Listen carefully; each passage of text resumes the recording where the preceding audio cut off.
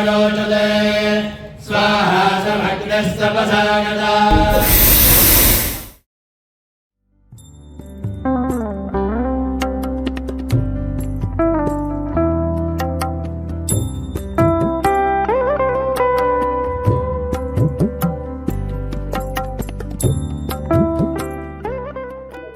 नमस्कार. आज आपण अग्निहोत्र ह्या विषयावर आपण बोलणार आहोत. अक्कलकोट ही मूळ वैदिक उपासना आहे, जी परमसद्गुरू श्री गजानन महाराज यांनी अखिल मानव कल्याणासाठी आपल्या सगळ्यांसाठी खुला करून दिलेली आहे. अग्निहोत्राचं किट मी आपल्याला दाखवतो. अग्निहोत्राचं किट आहे.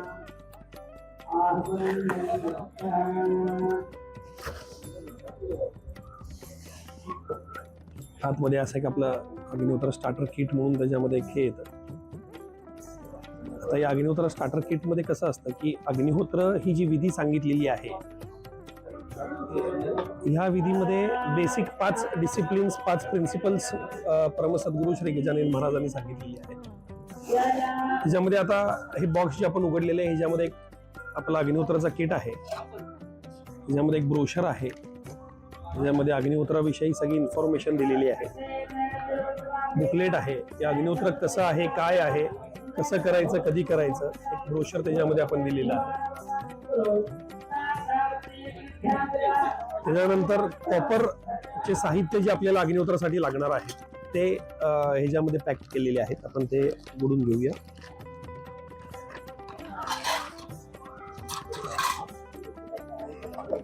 हे अशा प्रकारचे अग्निहोत्र लागणारा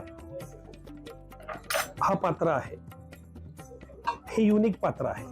हे कॉपरच्या एका पीस मधनं बनवलेलं आहे. आणि परमसद्गुरू श्री गजानन महाराजांनी सांगितलेलं दशांगुळ आकाराचा एकमेव अशा आकाराचा हा पात्र आहे. छोटा आकार मोठा आकार याच्यामध्ये चालत नाही. 5 डिसिप्लिन्स जे महाराजांनी सांगितलेले आहेत त्यातला हा बेसिक फर्स्ट प्रिन्सिपल आहे की या आकारचा पात्र आहे.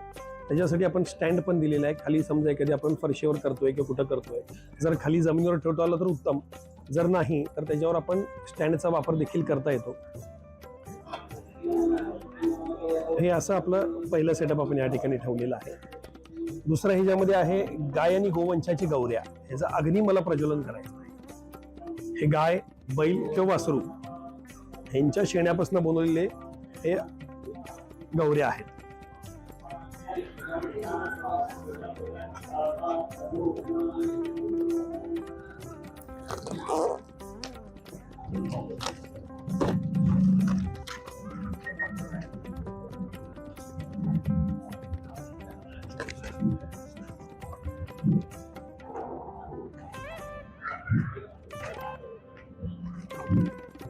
अशा प्रकारचे हे गाय आणि गोवंशाचे गौऱ्या आपण बनवलेले आहेत.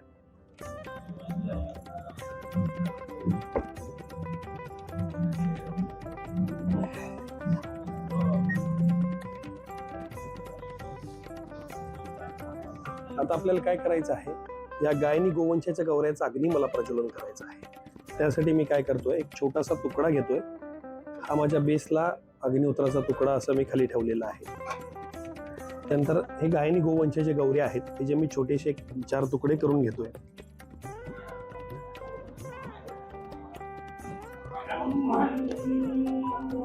दोन तुकडे मी इथं ठेवलेले आहेत खाली.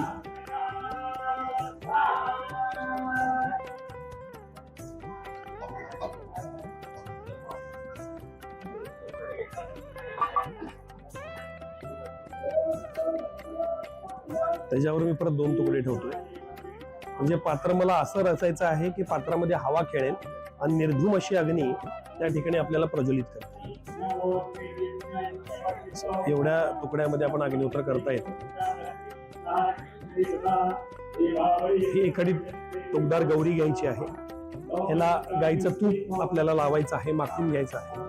ह्याला काड्यापेटीने प्रज्वलित करून त्याच्या मध्यंतरी आपल्याला सोडून द्यायचं. त्यासाठी या किटमध्ये आपल्याला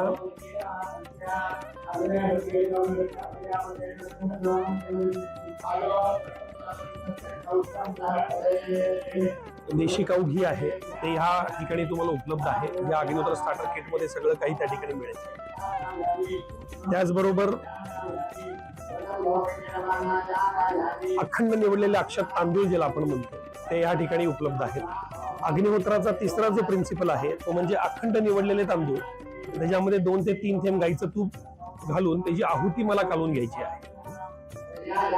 हे अखंड निवडलेले तांदूळ आहेत आणि हे गायनी गोवंशाचे हे अशा प्रकारचे तांदूळ आणि तुपाची आहुती मी काढून घेतलेली आहे। अखंड निवडलेले अक्षत तांदूळ आणि त्याच्यामध्ये 2 ते 3 थेंब गाईचं तूप, ही मी अशी आहुती बनवलेली आहे।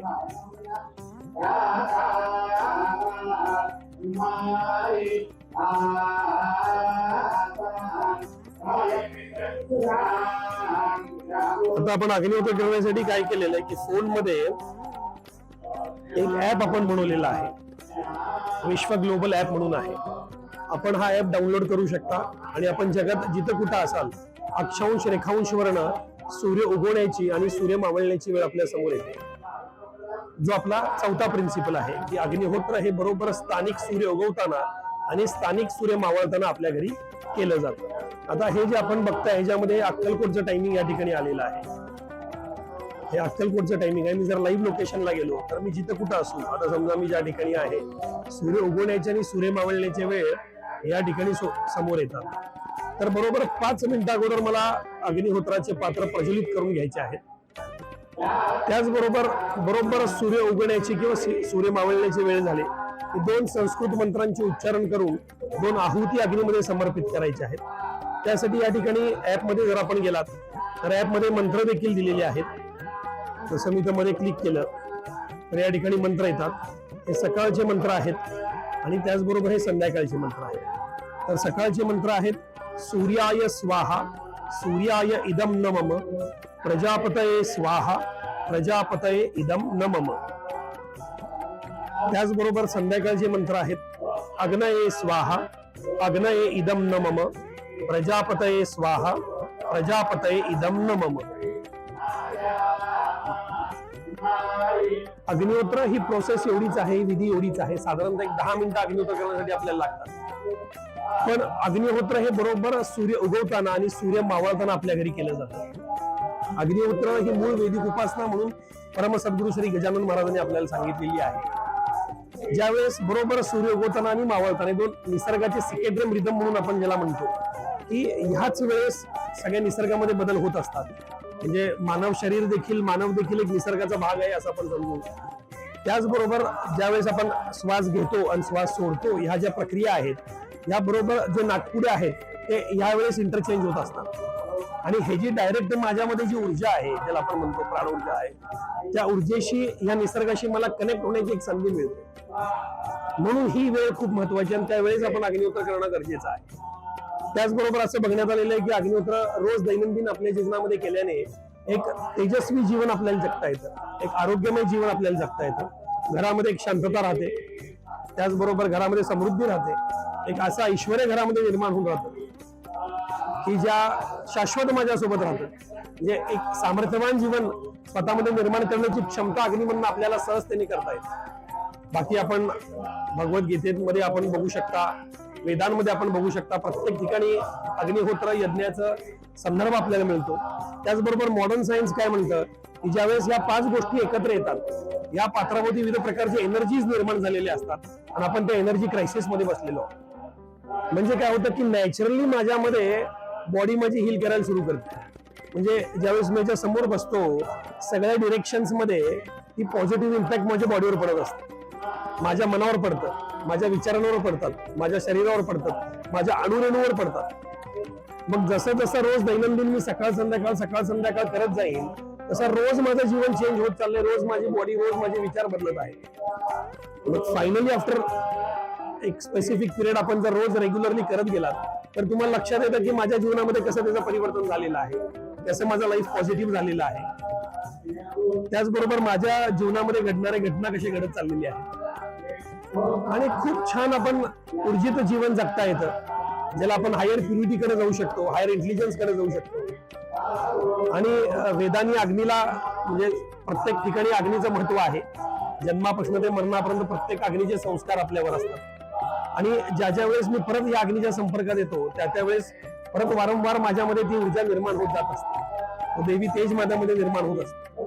आणि 5 मिनिटं अग्निहोत्र झालं की शांतपणे बसून राहावा.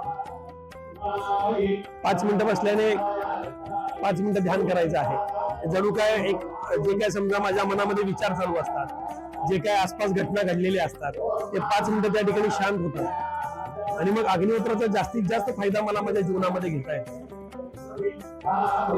त्याचबरोबर माझ्या आसपासच्या घटकावर देखील अग्निहोत्राचा खूप चांगला इम्पॅक्ट पडताना पाहिलेला आहे. म्हणजे लहान मुलांच्या प्रचंड बौद्धिक पातळीवर वाढ होताना बघितलेली आहे. चंचल मुलं वगैरे जे असतात ते शांत होताना बघितलेले आहेत. चांगले संस्कार घडताना बघितलेले आहेत. आरोग्यावर खूप छान याचे एक्सपेरिमेंट्स केलेले आहेत. आणि त्याचबरोबर अतिशय सोपा विधी जो आहे, म्हणजे मला सहजतेने माझ्या घरी करता यावं.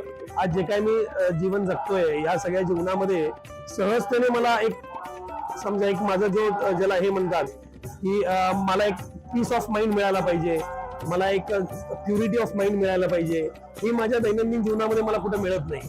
मी काय करतोय, सकाळी उठतोय, पळतोय, परत इन द इव्हनिंग घरी येतोय, second day again I have to rush. आणि कंटिन्यू माझ्या मनामध्ये ते विचार चालू असतात. कंटिन्यू एक मनामध्ये एक बाहेरचे जे काही स्तोत्र आहेत ते सगळी घटना माझ्या मनामध्ये वारंवार घडत असतात. पण ज्यावेळेस मी अग्निहोत्र घरामध्ये करतो, या सगळ्यापासून मी बाहेर जातो, मला खूप शांतता वाटते, मला खूप समाधान मिळतं, खूप पीस ऑफ माइंड मिळतं आणि आसपासच्या एक चांगल्या संस्कारात मी राहतो, चांगल्या ऊर्जित वातावरणात मला राहण्याची संधी मिळते. आणि घाबरून करण्याची उपासना नव्हे, म्हणजे ही आपण सहजतेने सकाळ संध्याकाळ आपल्या घरी करावं म्हणून महाराजांनी सांगितलेलं. त्याचबरोबर समजा सकाळी उठून आंघोळ करावी, आंघोळ झाली तर उत्तम आहे, नाही जमलं तर तोंड हात पाय धुवून आहुती द्या म्हणून सांगितलेलं आहे. कुठल्याही दिशेला ठेवून करू शकता, अग्नी विद्याधर आहे, चारी बाजूला तितकाच प्रकाश देतो. त्याचबरोबर एक दिवस राहून गेलं, बाबा काय गडबड झाली, धावपळ आहे, याला जमलं नाही, ट्रॅफिक आहे, अमुक आहे, ठीक आहे, दुसऱ्या दिवशी परत सकाळी करा. त्यांनी काही विशेष असं काही कोप पाप वगैरे काही लागत नाही. अतिशय सिंपल प्रोसेस सांगितली आणि माझ्यासाठी सांगितलेली, कारण माझ्यामध्ये जी क्षमता आहे ती मी विसरलेलो आहे की बाबा माझ्यामध्येच ती ताकद दिलेली, माझ्यामध्येच ती क्षमता आहे. आणि मग ती हळूहळू जसं मी अग्निहोत्राच्या माध्यमातून कनेक्ट होत जाईल, त्या दिवशी हळूहळू मला लक्षात येईल की माझ्यामध्ये हळूहळू चेंजेस होत चाललेले आहेत. पॉझिटिव्ह अप्रोच आहे जीवनाकडे बघण्याचा, पॉझिटिव्ह लाईफकडे बघण्याचा अप्रोच आहे. घरामध्ये फॅमिलीमध्ये एक छान वातावरण चाललेलं आहे, माझ्या सराउंडिंग मध्ये एक चांगलं माझ्याशी बॉन्डिंग होत चाललेलं आहे आणि आरोग्य चांगलं मला मिळत आहे, ऐश्वर्य मला चांगलं मिळत आहे, सुख आहे, समृद्धी आहे, शांतता आहे, समाधान आहे.